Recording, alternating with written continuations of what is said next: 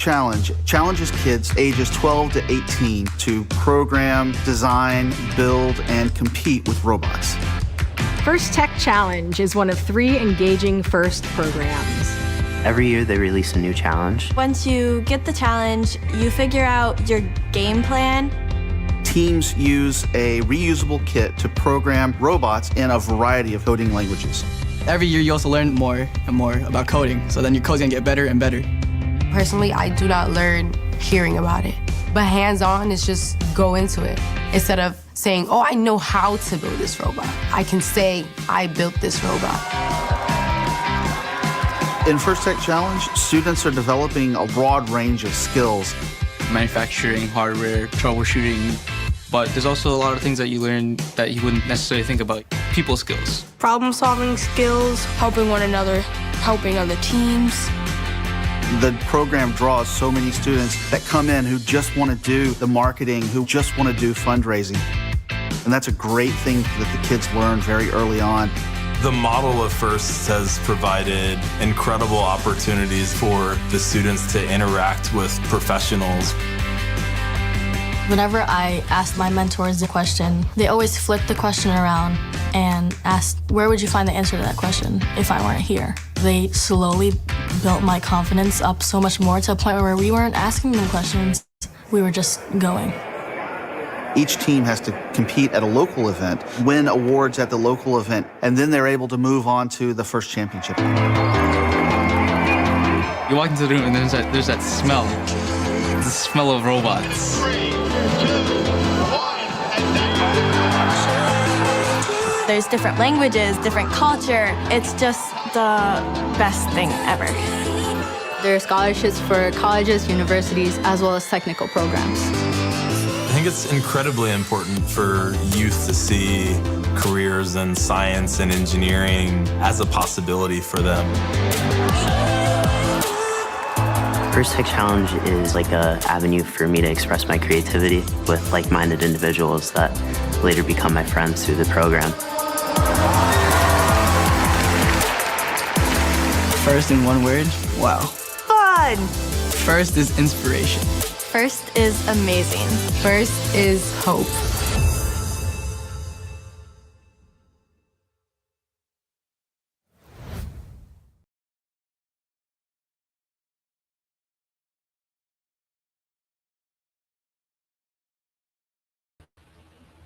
Okay, so we're here again. So this is the last day of our live session about FTC or First Tech Challenge training. So last session we talked about programming, control system, and block control. We also talk about how components connect to the rev control hub, and also we talked about how you can actual code in both laptop or rev hardware client and also the FTC driver station. So today, or in the last session, we will going to talk about the application and competition practice. So let's get started. So we're going to spend the next hour and a half getting generally hands-on with robot programming, not just reviewing concepts, but putting them into practice. You'll write code, upload it, run it, observe what happens, and when things break, and they will break, you'll debug them. I want to take a moment before we start to acknowledge why sessions like this one matter. It is easy to sit and walk away feeling arrive at practice not knowing what to do next. So today is designed to close that gap. By the end of this 90 minutes, except every concept we touch will have a corresponding action you can take on your robot. Our motto today is right here on the screen: learn, code, build, win. Those 4 words are not decorative. They describe a sequence. You cannot build what you have not coded. You cannot code what you have not learned.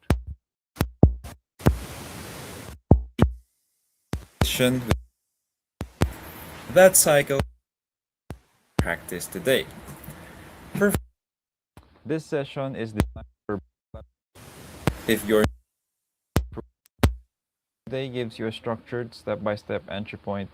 If you are experienced, today is your opportunity to sharpen your process, catch habits that slow you down and develop the coaching language you need to explain this concept clearly to your students. So let's get started. So here's our roadmap for today. Three major topics, each building directly on the previous one. Let me walk through each briefly so you know what to expect and how they connected. First, code configuration. This is where we connect robot hardware to software. Before a single motor can respond to a command, the system needs to know what hardware exists, what each component is called, and where it is physically connected.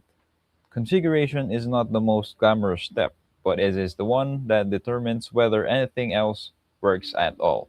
A perfectly written program will fail configuration. Second, practice run. Once code execute a structured observation of the robot in operation. The robot move. The goal is to develop the observational discipline that makes debugging possible. You'll be for specific time, movement accuracy, and and third, testing and debugging. This is where you become an engineer rather than a programmer. We will work through a systematic four-step debugging procedure that can resolve the vast majority of problems FTC teams encounter. The procedure matters because random guessing wastes practice time. Systematic diagnosis finds the root cause efficiently and teaches your students to think rather than panic. These three topics flow into each other naturally. Configure first, then run, then fix what does not work. By the end of the day, you will have a complete that full cycle and you will know how to repeat it every session of the rest of the season. Let's move on to the code configuration. I want to set expectations before we go deeper. Configuration is not exciting the way competition is exciting. It is not creative the way mechanism design is creative, but it is the one step where a small mistake produces complete failure. No warning, no partial success, just a robot that does nothing and an error message that may not immediately tell you why. The good news is the good news is that configuration follows a clear, repeatable process. Once you understand the underlying logic, why names must match, why ports matter, why the order of steps is important. Configuration becomes a routine. The teams that handle it confidently are the teams that practiced it methodically during training day. So what is code configuration? At its core, it is the process of connecting robot hardware if the program knows when I say left drive, this or specific robot. Here is a useful mental model. Imagine your robot's hardware as a warehouse full of workers, motors, servos, sensors, each standing at a specific numbered workstation. Your code is the manager who gives instructions, but the manager does not know any worker's name or workstation number until someone creates a directory. A list that says the worker at station 0 is called the left drive. The worker station 1 is called the right drive. That directory is your configuration file. Without it, the manager's instructions go to nobody. Let's look at why configuration matters in concrete terms. It enables communication between code and hardware. Every motor command your code sends, set power to zero point 0.5, for example, reverse direction, read encoder position, is routed through the configuration to the correct physical device. If the routing is wrong, the command goes to the wrong device or nowhere at all. Next, it prevents initialization errors. When an up mode starts, the first thing it does is query the hardware map for each declared device. If the code declares a device named ARM motor, but the configuration has no entry with that name, the program stops immediately and displays a hardware not found error. This happens before any movement occurs, which is actually good news. A program that fails at initialization is much easier to debug than one that fails mid-run. It also ensures correct robot behavior. A motor configured in the wrong direction will make your robot spin in circles when it should go straight, or close a claw when it should open. A servo mapped to the wrong port will control the wrong mechanism. These behaviors are caused entirely by configuration, not by logic of your code. And recognizing the distinction early saves enormous amounts of debugging time. It allows successful teleop and autonomous execution. Both modes depends entirely on correct configuration at startup. There is no workaround, no alternative path. Configuration is the foundation.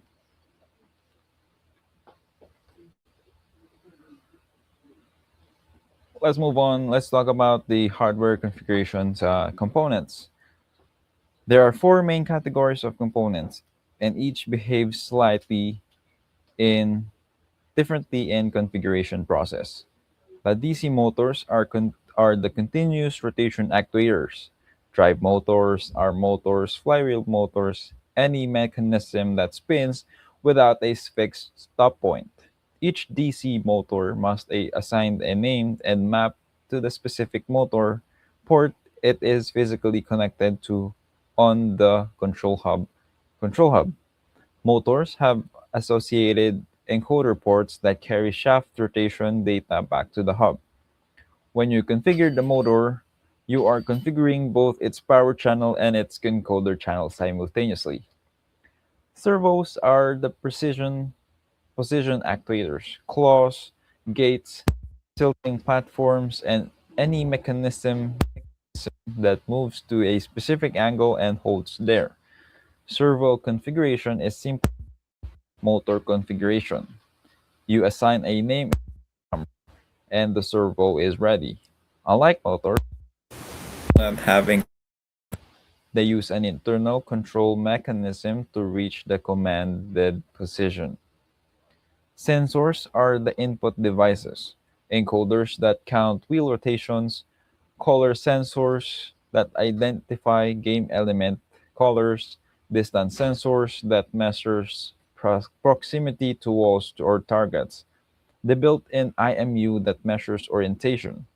Sensors configuration requires specifying the sensor type, which determines the communication protocol to the port and IMU on the rev control it through the hubs. I bus by are the where everything connects. The standard rev control four motor ports numbered 0 to 3, six servo ports numbered 0 2 ports, and four IC ports. The port must match the port number you assign in the configuration. It must match what the code expects. Only when the agreeing works, and the error message may only identify the true fault. Next is the program structure. Before we that Ourselves on how an FTC program is structured because it because point in that structure and understanding where it fits help you teach it more clearly. Every FTC up mode, whether written in blocks or Java, follows the same fundamental flow. The program begins, initialization phase. In this slide, initialize robot.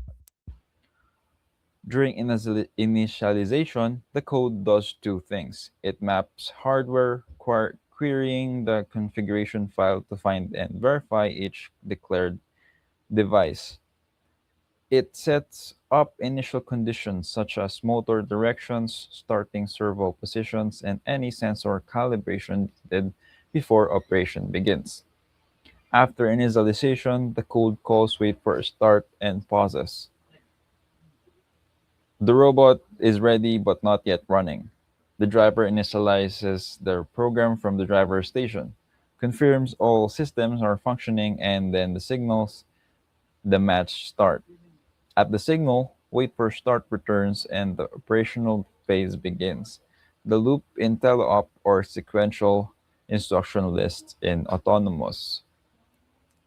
Here is the critical coaching point. Hardware mapping happens in initialization, and initialization happens every time in the program starts. If you change the configuration file while the program is already initialized, the change does not take effect until the program is restarted. This catches team off guard regularly. A configuration edit followed immediately by pressing start without cycling through init button again. Will run the old configuration always reinitialized after configuration change. The initialization before operation structure also means that any hardware error, a misconfigured name, a disconnected cable, a missing configuration entry surface at the moment of initialization rather than mid operation. Train your students to read the driver station screen during initialization carefully. Clean initialization with no errors is a prerequisite for any meaningful testing. Here are the hardware configuration sample naming table. For example, your left motor drive can be a left drive. The configuration name is left drive with a camel case format where the first word is lowercase and the second name is capital case, all combined in one word. Also in the right motor, right drive, an arm motor or a flywheel motor is flywheel motor with a camel case format.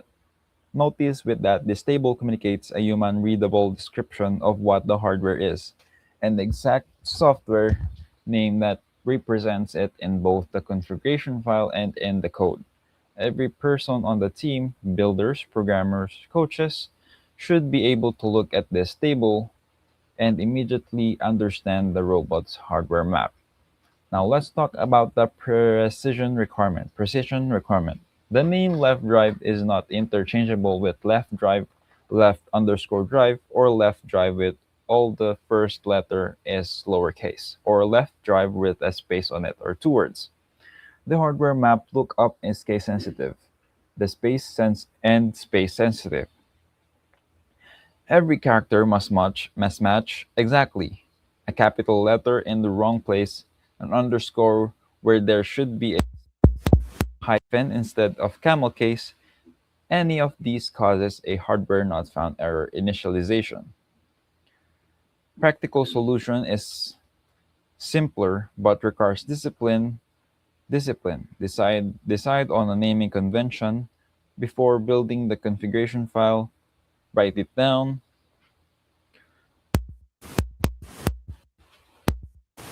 Enforce it consistently. The convention is camel case. The first word is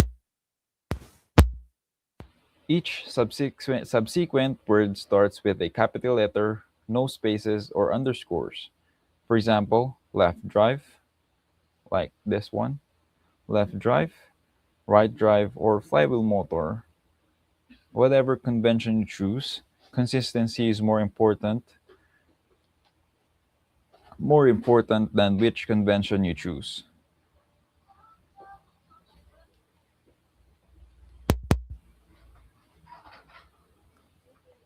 A team that consistently use underscores will experience fewer name mismatch errors than a team that mixes styles randomly. I strongly recommended creating a hardware map document, even just a simple shared notes file that lists every component, its type, its port number, its exact configuration name. This document is ground truth for both the configuration setup on all code. When a new student joins in the programming team mid-season, this document lets them understand the robot's hardware in minutes rather than hours.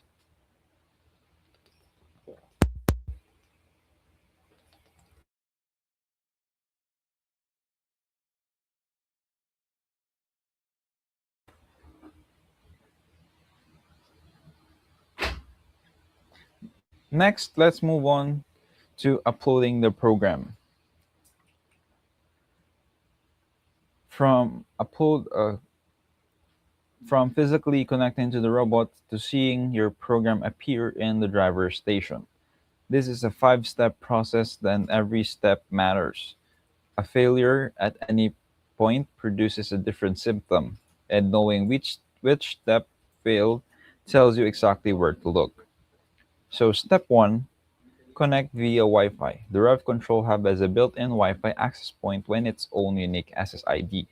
Power on the robot using the main switch, wait for the hub status LED to turn green, then connect your laptop's Wi-Fi or your phone's Wi-Fi to the hub's network. Open the Rev hardware client, the application you installed before this session. The client should detect the hub automatically once the Wi-Fi connection is established. A detail worth noting, the hub's Wi-Fi network is not connected to the internet. Your laptop loses internet access when connected to the hub. This is expected, but students who do not expect it may think the connection failed because they cannot load a website. Explain this proactively so it does not cause confusion. Next is identify your hub. Once the Rev hardware client detects the connected hub, it displays the hub's name and Wi-Fi network addresses on the connected hardware page.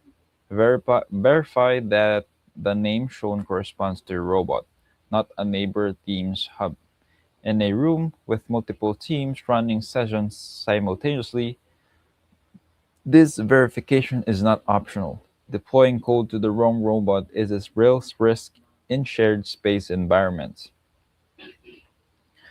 Next is navigate to Program and Manage. In the Rev hardware client, click the Program and Manage tab, then click the Blocks button to open the Blocks programming interface. This opens the robot control client, a web application hosted by a hub itself. In your default browser, the browser is connecting to a local server running on the hub, not to the internet. If the browser page does not load, verify your laptop is still connected to the hub's Wi-Fi and that the hub's LED is green.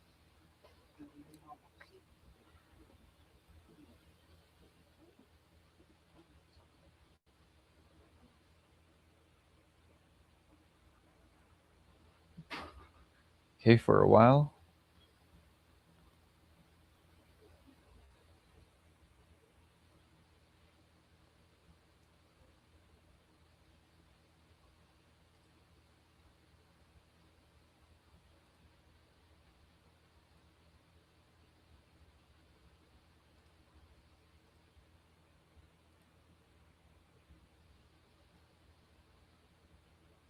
Next is create or select an op mode. Step 4. This is a step 4. Inside the blocks interface, you will see a list of any existing op modes saved on the hub. To create a new one, type a descriptive name in the op mode name field, something that clearly identifies both the program's purpose and its version, such as teleop tank drive version 1 or autonomous square path version 2. Good naming here prevents the confusion of running the wrong version during a critical practice session. Select the sample op mode from the drop-down as your starting template. The basic op mode iterative template works well for most beginner teleop programs. Next, when you're ready to deploy or after you code your robot, you have created for example, a square path.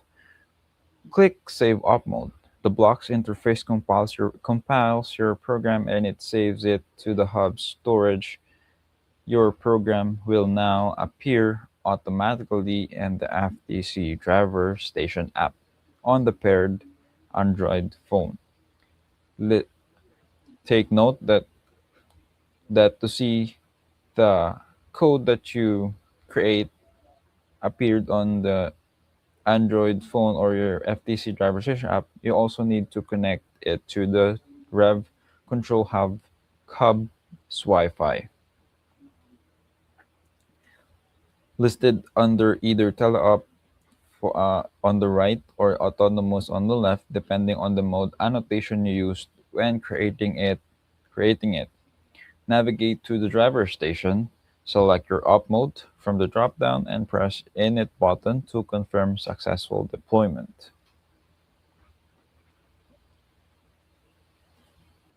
And lastly, running the program. Once your program is uploaded and appears in the driver station, running is it straightforward. But the sequence matters. First, I'm going to play a video on what is the code do, and then I'll continue with the discussion.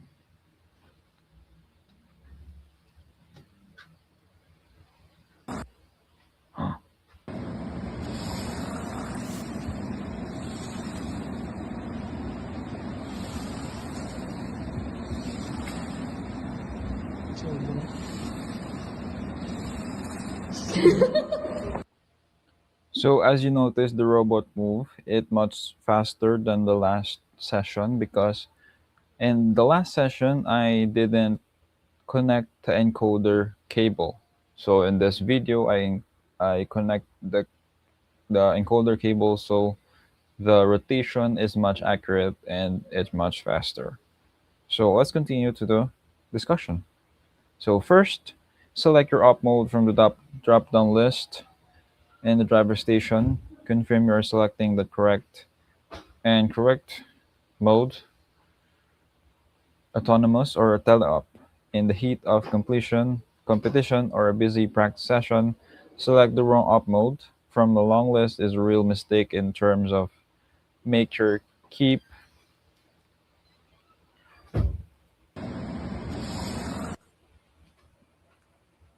your op mode list clean.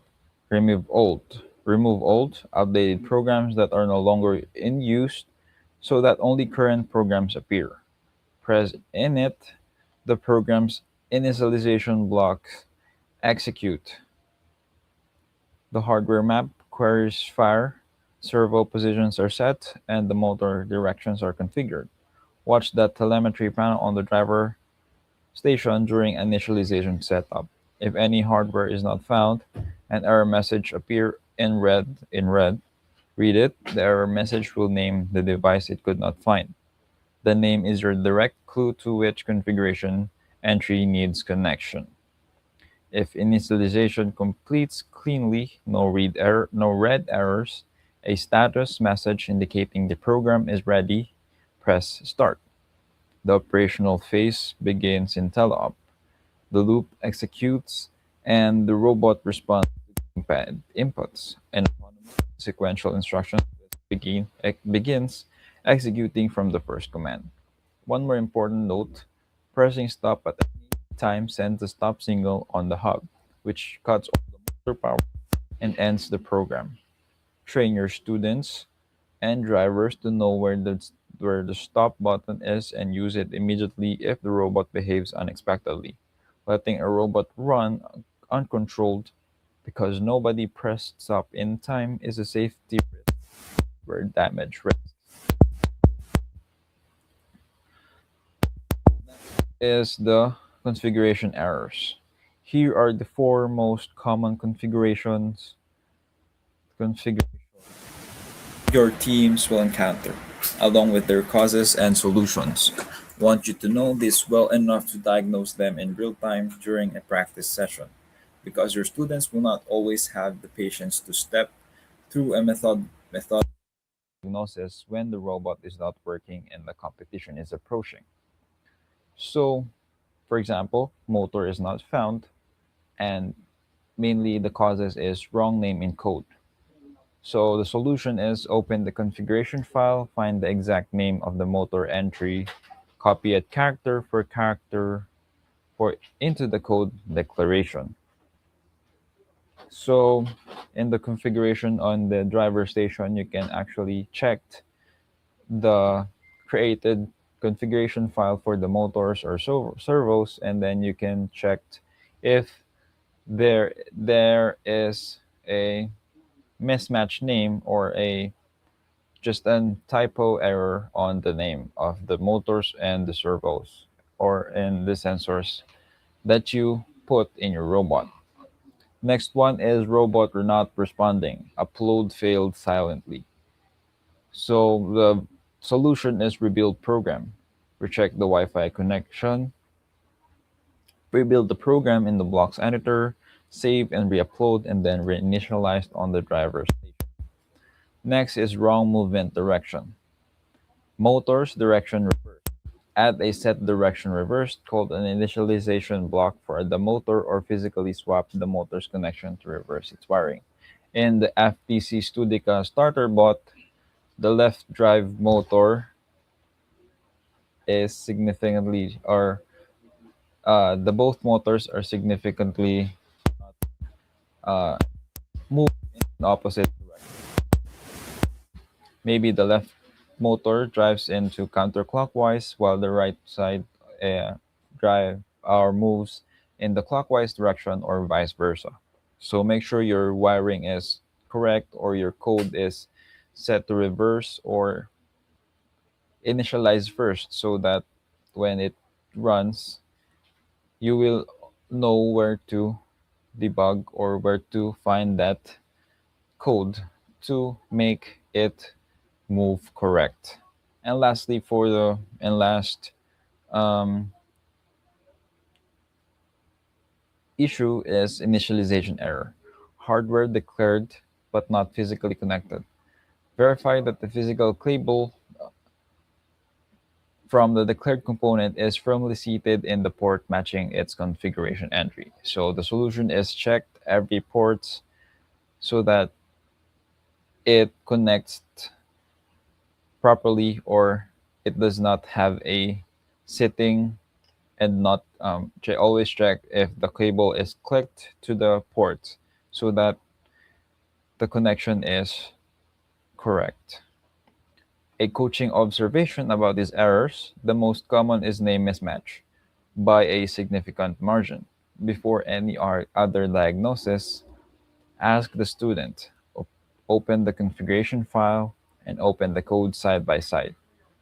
Read the name in the config aloud. Read the name in the code aloud. Are they identical? This one question resolved the majority of initialization errors without any further investigations. The second most common is upload failure. Students assume that if the save button was pressed, the upload succeeded, but if the Wi-Fi connections dropped briefly during the save, the upload may have failed silently. Always verify that the new op mode appears on the driver station after saving, and if the driver station still shows an old version, the upload did not complete. So Here is the key takeaways from the code configuration. First, configuration connects software to hardware. It is the bridge between your code and the physical robot. No other step creates this connection. Next is names must match exactly. Case sensitive, character for character, every time. One mismatched character causes complete failure. Next one is proper setup reduces downstream errors. T- Time invested in correct configuration is multiplied in time saved during testing and debugging. And lastly is testing confirms successful excuse me successful deployment. Always verify with a quick init run before proceeding to operational testing. Never assume the upload work. So let's move on to the guided practice run. We shift gears now from setup to execution. Your code is your program, your driver station shows a clean initialization. It is time to see what this robot actually does when you tell it to move. But we're not going to watch passively. We're going to observe deliberately with a framework for what to look and what it means. So for the teleop guide practice, the practice of teleop manually controlled phase. During this guide run, we will step through 5 Full movements. move forward, move backward, turn left, turn right, and these 5 movements are not arbitrary, they are the complete vocabulary of differential drive locomotion. Every complex maneuver on the competition field is composed of these primitives if any of them is incorrect. The robot cannot perform reliably in any mode, teleop or autonomous. As you reach as you run each movement, I want you to observe 3 specific dimensions of the robot behavior. First is robot response. When you push the joystick, how long before the robot moves? Instant response, within a frame or two, and control loop is correct. Any perceptible lag between input and movement indicates a problem, possibly a loop structure that includes blocking operations, a control hub that is overloaded, or a Wi-Fi connection with high latency. Document the lag if you observe it. There is a delay is not specific enough for debugging, the robot takes approximately half a second to respond to full stick deflection is actionable. Next is driving smoothness. Is movement fluid and proportional joystick to joystick deflection, or is it jerky and unpredictable? Smooth teleop response usually indicates corrected code structure. The joystick value is being read and applied every loop iteration without interruption. Jerky movement may indicate that the blocking operation, such as sleep command, is inside the teleop loop, causing the loop to pause unpredictably. It may also indicate mechanical issues, a loose motor connection that intermittently breaks contact, or a wheel that is dragging due to hardware misalignment. Lastly is the control accuracy. When you push the left stick forward, does the robot move forward, or does it drift to one side? When you release both sticks to center, does the robot stop cleanly, or does it coast for a moment? When you push the stick to the left or turn, does the robot turn left or right? Control accuracy validates that your motor direction configuration is correct and that your joystick value mapping makes physical sense.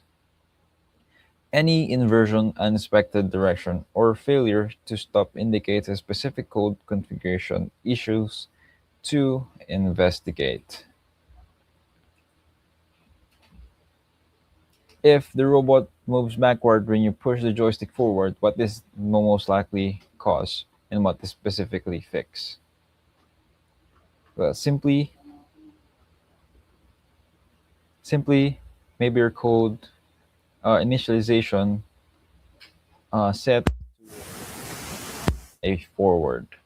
So I think that is specifically the fix for the motor moves backward when you push the joysticks forward. So for the practice workflow, here's the concept I want you to internalize deeply because it will shape how you structure every practice for the session rest of the season. Robotics development is inherently iterative. There is no single run that validates all your code. There's no point at which the robot is done. There's only the next iteration. The iteration cycle looks like this: write or modify code, upload the Guys, serve deliberately, identify, diagnose the cause, make one targeted change, and test it again from the beginning. Notice the instruction make one targeted change. This is critical and frequently ignored. Students under pressure to fix the broken robot often make multiple changes simultaneously, adjusting the power value, flipping a motor direction, and changing the sleep timing all at once. When the robot then works correctly, they do not know which change fixed it. When it still does not work, they do not know which change they should reverse. One change per test cycle is the discipline and makes debugging systematic rather than lucky. As coaches, you can model the discipline explicitly. When a student wants to make multiple changes, ask them, which one of these changes do you think is the most likely to fix the problem? Have them make the one change first. Test and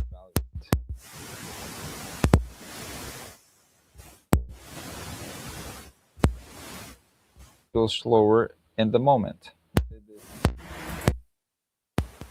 over the course of the season. Robot does something unexpected. The right coaching response is not, let me look at the code. The response is right. The right response is, what exactly did the What did you expect it if beginning of diagnosis? The code to the where the robot executes a pre-programmed sequence input. This change of mode reveals an entirely different dimension of your code's quality. In teleop, driver skills compensate for code imperfections. A skilled driver can correct for a slight motor direction misconfigured, compensate for joystick drive, or adjust their control input. in autonomous there is no compensation. The robot does exactly what the code says every time, regardless of whether what it does is correct. If the code is wrong, the robot is wrong. Consistently, predictably, and makes without any ability to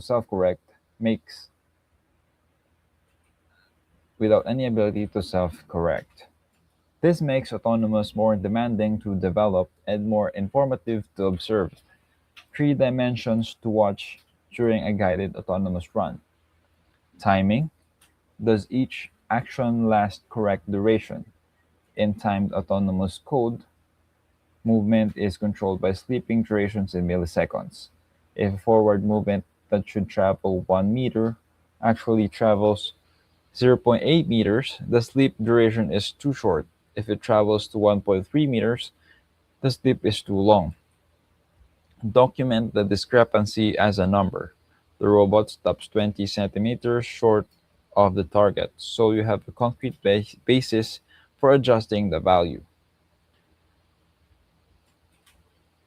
Next is direction. Does the robot move in the expected direction for each command? An autonomous routine that begins with a forward drive and immediately turns the wrong way has a motor direction error. In the autonomous configuration, possibly the same error visible in teleop or possibly introduced by a separate initialization block for a autonomous op mode. In FTC, teleop and autonomous can be separate op modes with separate initialization blocks. An error in one does not automatically appears in the other. And last one is consistency. This is perhaps the most revealing observation run in autonomous routine twice in a row from the exact same starting position. Does the robot do the same thing both times? Consistent behavior, even if it is consistently wrong, indicates a deterministic code issue that can be fixed by adjusting values. Inconsistent behavior, the robot does something different on each run, indicates a hardware or environmental variable. Battery voltage variation, floor friction, a loose physical connection. Inconsistency is harder to fix than consistency. So here is, as you observe the guided practice run, teleop and autonomous use this checklist to record what you see. The act of completing the checklist forces the active observation rather than passive watching. Students who are told to watch the robot and note what happens often have no useful notes at the end. Students who have a specifically checklist to fill in watch it with purpose. So here is the examples observations. The robots move correctly direction for every command movement. Motors rotated at consistent expect expected speed relative to input values. Delayed durations in autonomous matched expected travel distances, and program completed the full sequence without error message. Each unchecked item on this list is a debugging task. A box that cannot be checked because the robot moved in the wrong direction points directly to a motor direction configuration. A box that cannot be checked because a delay was too short points to a sleep value adjustments. The checklist transformed big Satisfaction.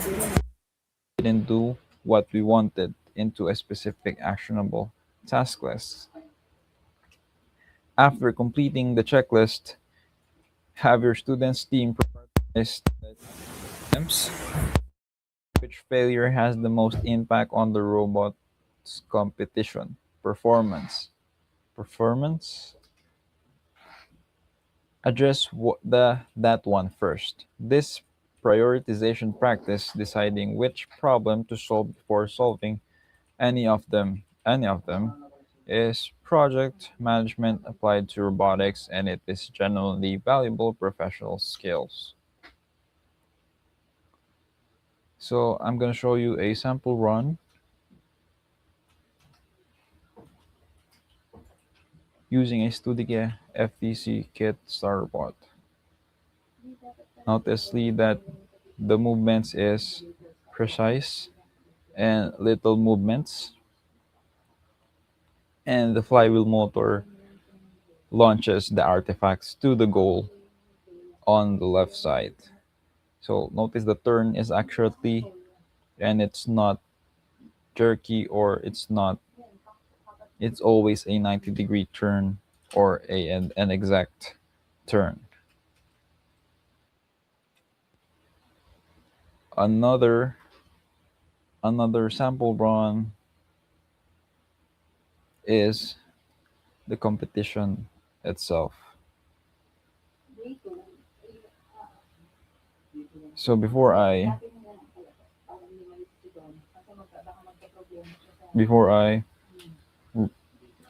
run the video. If any item on if any item on your observation checklist was not satisfied, if any aspects of the robot's behavior was incorrect, you have a debugging task. Before opening the code, work through this prioritized check sequence. Motor configuration, verify that each motor is assigned to the correct port number in the configuration file, and that the configuration name matches exactly what the code declares. A wrong port means the wrong motor moves. A name mismatch means the program crashes. Neither is visible without checking both the physical connection and the configuration file side by side. Power values, motor power values must be within the bound range of a negative 1.0 or to 1.0. A value of 0 produces no movement, a value of 1 is full forward power, and a value of negative 1 is full reverse power. Values outside this range are automatically clamped, but the student who types 100 instead of 1.0 because they are thinking in percentage will see the robot running at full power where when they expected half power. Check the specific values being assigned in the code. Direction settings. It is the motor reversal correctly and before I can um, direction settings is the motor reversal correctly applied in initialization. For a symmetric drive train, one motor must be reversed so that positive power drives both wheels in the same physical direction. If reversal is missing, the robot spin. If reversal is applied to the wrong motor, the robot also spins but in the opposite direction. Timing values. Sleep duration are specified in milliseconds. 1 second is 100 milliseconds. This conversion is the source of many timing bugs. Students who think in the seconds and type the number without the conversion produces timings that are 1,000th of their intended value. A drive forward for 2 seconds that is coded as sleep 2 rather than the sleep 2000 produces a 2 millisecond forward burst, essentially invisible to the observer and entirely non-functional. So I'm gonna run a practice run Qualification match number 1 begins in 3, and 2, 1, go! First autonomous of the season, we see 19991 so of in the the Blue first 30 Alliance. They seconds lead it from is their an autonomous autonomous position for run 3 points. where Look like no a member of control the Red itself or Alliance no, has also done that. We've and seen then some autonomous 8 launches from second the Blue transition and to Red. a 2 One, minute. sticking the landing. Make that 2 from Bobcat Robotics in As you can autonomous. see, 10 seconds remaining. They are still only over the launch launch line. They want to make sure they get artifact those lead points. and 5 not seconds move left in auto. They've because it is increased, a and now we'll transition to And telemetry. then Drivers, pick up your controllers. 3, 2, 1. second transition. Teleop under control gamepad. way now. First moves in Teleop look like we're going to be picking up some Mode. artifacts off the playing field. Minute tele Most of the robots we see in this match do have the ability to intake up off the tile. Lined up for a launch right now is Bobcat Robotics 12398. They move a little bit off of the launch line, further into their launch zone. It's like Raider it Prime, their alliance partner, lined up on launches their their launch line. artifacts. They'll sink 3 points into the Red Alliance team is on the left side. They will touch the ball, Another the green artifacts on artifact the is right deploy side, on toward and the right red side goal. team will 2 for launch the 3 coming artifacts in on from the left side. 19782. Heart Robotics. Heart Robotics head on back toward the Blue Alliance secret tunnel. They're going to go robot to robot up against Raider Prime. Raider Prime intakes some purple artifacts, but they do reject them. We'll see if that was done automatically to try to work toward pattern scoring for the remainder of qualification match number 1. Taking a look at the status of the ramps over on the red side of the field, we have 5 artifacts that have been classified so far. Blue just got their third getting classified. Under 1 minute of match play remaining, Red Alliance in the lead 23-15. 2 robots in their human player loading zones, both working on intaking some artifacts up off the playing field floor. Lined up for a launch now is Raider Prime on that near launch zone. 30 seconds remaining in the match. 3 artifacts up in the air at the same time. A far launch coming from Chuckleheads. They do get a nudge from 12-398 Bobcat Robotics. Coming down now to the end game portion of our match, final 20 seconds. We had robots leave during the autonomous period, both alliances eligible for the movement ranking point. They need both robots to be partially inside their base, or they need to get one robot completely in their base, but that'll be a bonus ranking point if they can do it in 2, 1. That wraps up the end of qualification match number 1. In match number 1, let's take a look at that result. A win by the Red Alliance. Red Alliance starting things off early. That's 100-28 here in Decode.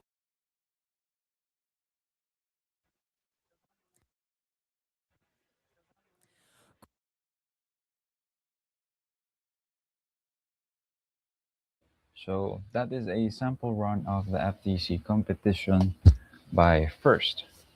So next is testing and adjustments.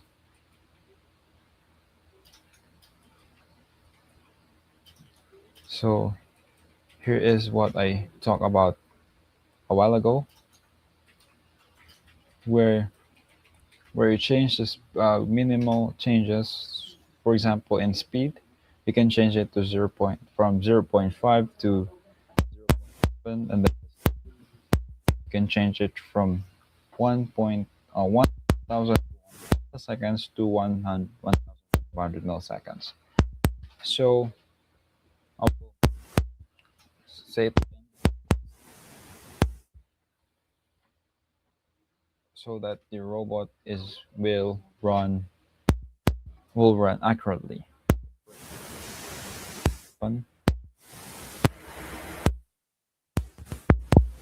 Check if the name match, or the initial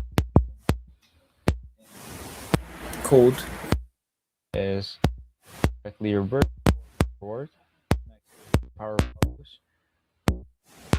Note that is the reverse, or the positive value is the forward, and then 0 means completely stop.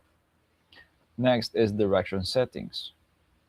The motor can be reversal or a forward, both forward, so that it could be forward, or it can be opposite, so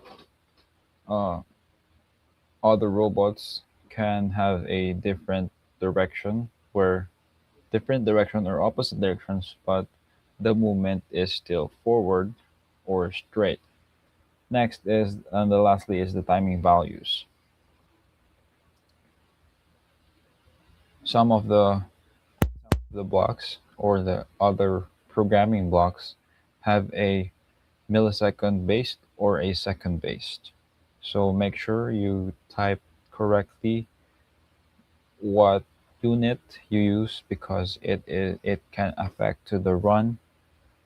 Instead of, for example, the unit for this FTC, or the robot control console, for the blocks is milliseconds. So if you put a 1, just a 1, it doesn't have a the robot might not move because it is in milliseconds. So 1000 milliseconds is the conversion of it is a 1 second. So if it's 2000 milliseconds, the conversion is equals to 2 seconds. So here's our takeaways from our guided practice run. First, robot movement depends on the proper code. Every behavior the robot exhibits traces back to the code. Equity and no randomness. Next is testing improves performance. You cannot optimize what you have not measured. The robot run, observe specifically, and let the data drive your next change. Third one is observation leads to debugging. Watching deliberately with checklist converts a practice run into diagnostic data. Watching without the structured process only frustration. And lastly is the practice builds consistency. The more controlled the documented runs your team completes, Autonomous outcomes. Consistency is earned, not assumed. Now let's move on to the last keynote for today, testing and debugging. Now, my personal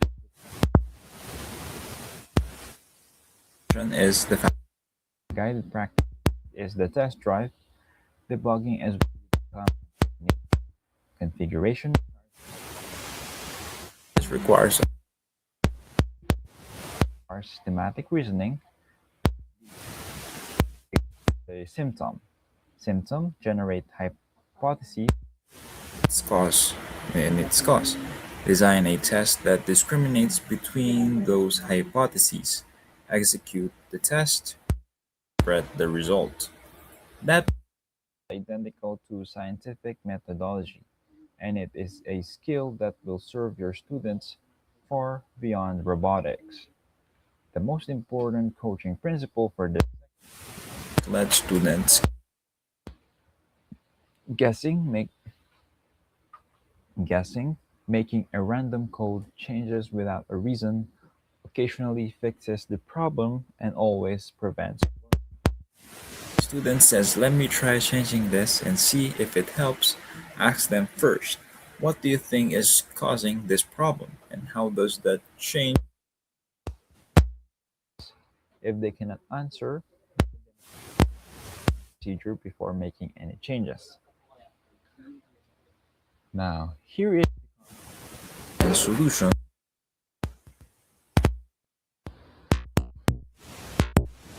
Five most FTC teams during practice and competition with their causes and solutions.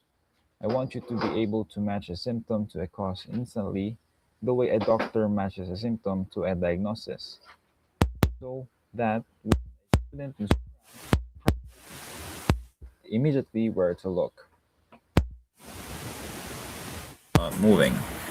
The Found in the hardware, initializations failed silently or crashed. Check hardware map names for exact match. Verify physical port connections. Reinitialized and read driver station error message carefully. Next is robot moves in opposite direction. Motor direction not reversed in initialization. Add a self-direction DC motor dot direction dot reverse for the effective motor in the init block. Next one is program. Program does not appear on the driver station. Up mode not saved. Wi-Fi dropped during upload or upload name changed. Rebuild and resave the inbox. Verify Wi-Fi connection to the hub. Check the up mode name and annotation are correct. Robot disconnects mid-run. Loose cable motor, loose cable to motor, servo or battery connection broken by vibration during operation. The solution is power off robot, physically inspect and reseat all cables. Check battery connect where. Robot moves unevenly, drift. Left and right motor power values are not equal.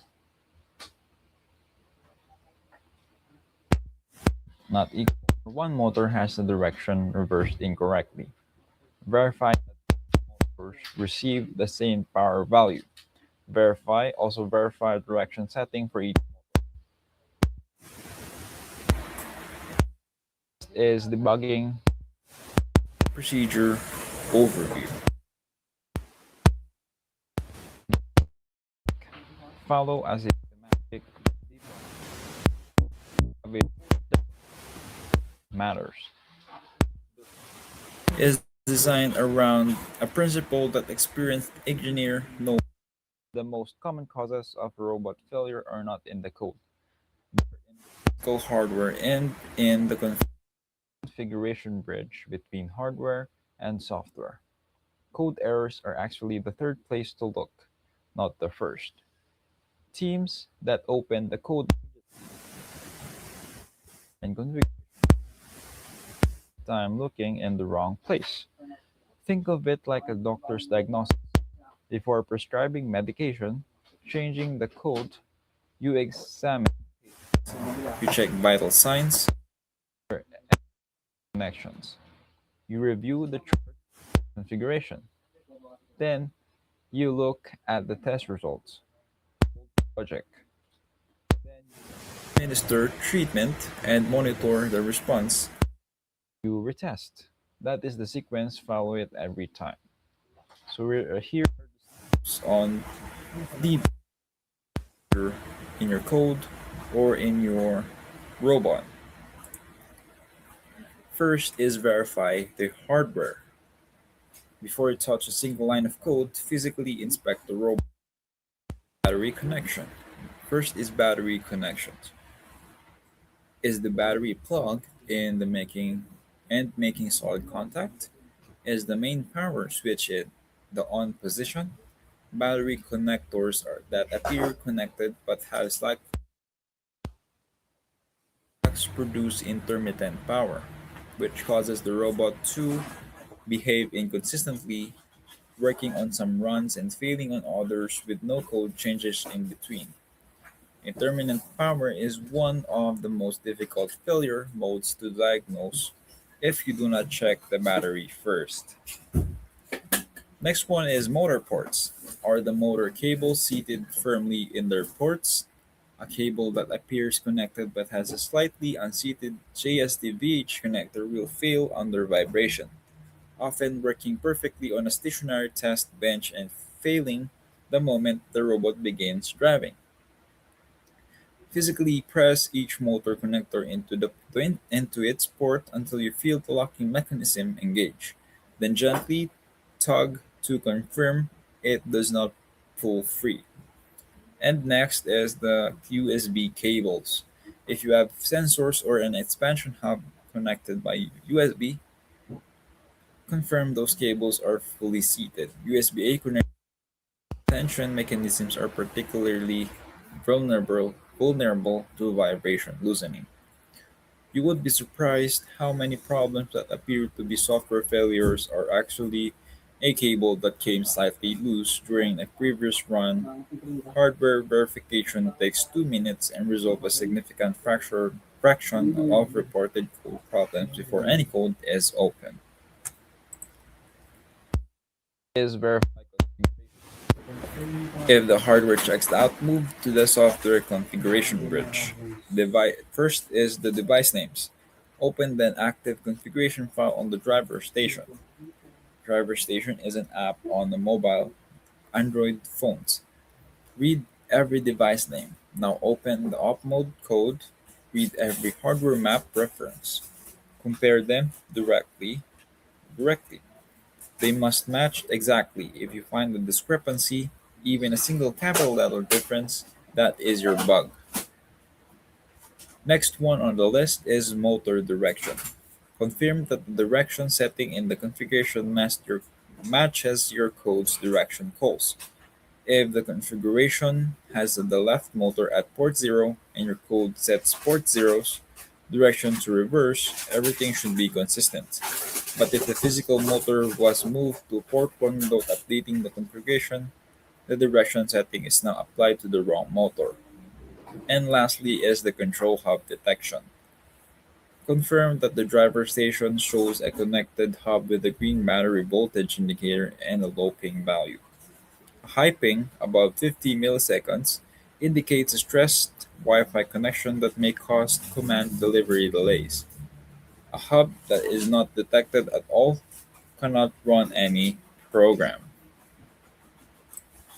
Next one is the verify code. Only after hardware and configuration are confirmed clean do you look at the code logic. First is syntax errors. In blocks, the visual programming environment flags mismatched connectors and mistyped values with visual indicators. In Java, compile errors appear in the build log with the line number and a description of the error. Read the error message completely. It will tell you exact what is wrong and exactly where the problem is. Experienced engineers do not guess at the errors. They read the error messages. Excuse me. Missing hardware map. Has every component used in the code been declared in the hardware map section? A motor that is used in the control loop but never declared in initialization will crash the program at runtime. Sometimes not at the first occurrence but later, causing confusing intermittent failures. And lastly is the incorrect power values. Are all motors power values within a negative 1 to 1 range? Are joystick y-axis values being negated to correct an inverted convention? Is the calculation for the combined drive and turn-in arcade drive producing values that never exceeded the valid range? These are the code logic questions that step 3 addresses, but only after step 1 and 2 have been ruled out. And then lastly is the retest. Retest after making exactly one targeted change based on your diagnosis. Test systematically. Tally up first. Manually validate the basis movement functions correctly. Forward, backward, turns, and stop. If the tally up movement is correct, you have a confirmed that the fundamental hardware software connection is intact. If tele-op movement is still incorrect, the problem is in the hardware or configuration layer, not in the autonomous sequence. Next is autonomous. Autonomous second. Run a full autonomous sequence and observe against your checklist from the guided practice. Compare results to the previous run. Did the change produces the expected improvement? Did it produce an unexpected new behavior? Both outcomes are informative. And lastly, movement validation last. Run the 5 fundamental movements: forward, backward, left, right, and stop. As a systematic sanity check before considering the session complete. This final validation confirms that the changes made during debugging have not introduced regressions in basic functionality. If the problem persists after step 4, return to step 1. The debugging loop is hypothesis, test, evaluate, hypothesize again. It continues until the robot behaves correctly. This is not a sign of failure. It is the engineering process functioning as as designed. So here is the key takeaways. Always start with the hardware before opening any code. The majority of apparent software problems are actually hardware failures or connection issues. Configuration mismatches are the most common silent failure mode. One mismatched character in a device name crashes the entire program. Next is read error messages completely and carefully. They tell you exactly what is wrong and where the problem is located. Do not guess when the answer is in the error log. Test after every single fix, not after several fixes at once. Making multiple changes simultaneously prevents you from knowing which change resolved the problem. So as you can see in this slide for the retest, I have a GIF that shows the autonomous mode and how the robot collects the artifacts and shoot it with precise and accurate shooting mechanism. And yeah, and that brings of today's session. take a moment Everything covered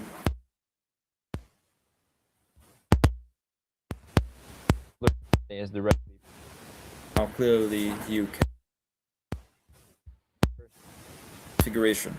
We established the bridge between hardware and software, learning why names must match exactly, how to create and activate the configuration file, how to upload programs through the hardware client, and how to avoid the most common setup errors before they cost you a practice time. Configuration is not glamorous, but it is a foundation on which everything else stands. Guided practice run. We developed the observational framework for watching the robot run not passively, but with purpose. We distinguished between teleop and autonomous observation, used, used a structured checklist to convert observations into actionable tasks, and established the iterative development mindset. One change per cycle, observe before adjusting, document everything you discover. Lastly is testing and debugging. We learned a systematic four-step procedure: hardware verify configuration, verify code, and retest that addresses the vast majority of an FTC robot problems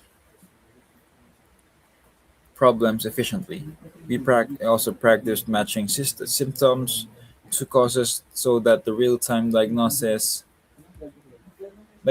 during practice session becomes a coach skill rather than a panic scramble. I want to close with a thought that ties all of today together. The difference between teams that struggle and teams that perform. Competition is talent. It is process. Figured carefully, thematically and met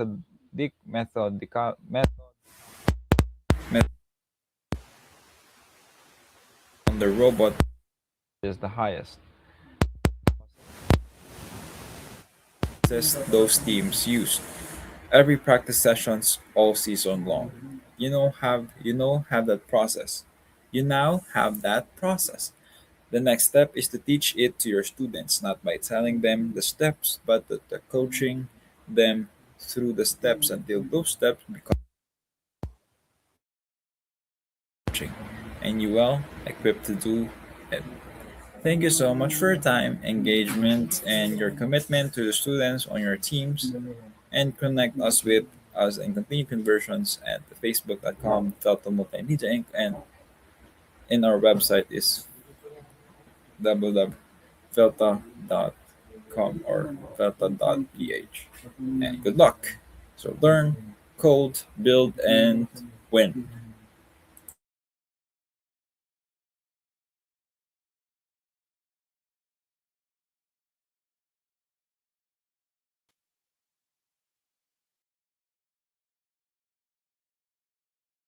First Tech Challenge challenges kids ages 12 to 18 to program, design, build, and compete with robots. First Tech Challenge is one of 3 engaging FIRST programs. Every year they release a new challenge. Once you get the challenge, you figure out your game plan. Teams use a reusable kit to program robots in a variety of coding languages. Every year you also learn more and more about coding, so then your code's gonna get better and better. Personally, I do not learn hearing about it, but hands-on is just go into it. Instead of saying, oh, I know how to build this robot, I can say, I built this robot. In First Tech Challenge, students are developing a broad range of skills. Manufacturing, hardware, troubleshooting, but there's also a lot of things that you learn that you wouldn't necessarily think about. People skills. Problem-solving skills, helping one another, helping other teams. The program draws so many students that come in who just want to do the marketing, who just want to do fundraising. And that's a great thing that the kids learn very early on. The model of FIRST has provided incredible opportunities for the students to interact with professionals. Whenever I asked my mentors a question, they always flipped the question around and asked, where would you find the answer to that question if I weren't here? They slowly built my confidence up so much more to a point where we weren't asking them questions, we were just going. Each team has to compete at a local event, win awards at the local event, and then they're able to move on to the first championship. You walk into the room and there's that smell. The smell of robots.